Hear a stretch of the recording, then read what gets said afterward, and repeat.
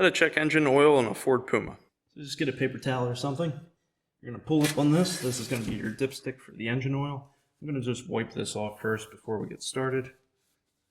So what you'll notice are there's grooves. So basically the top groove, this one is going to be the high, and this groove is going to be your low.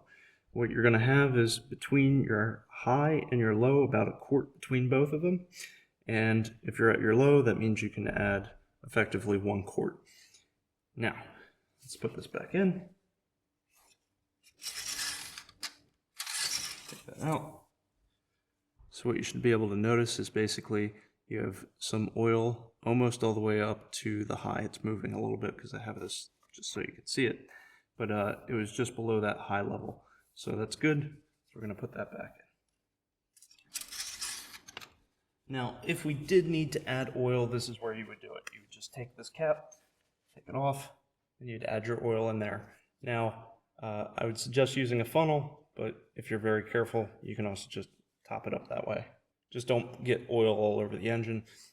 It can burn off, so you don't want to do that. Okay. So thank you for watching. Please subscribe and have a great day.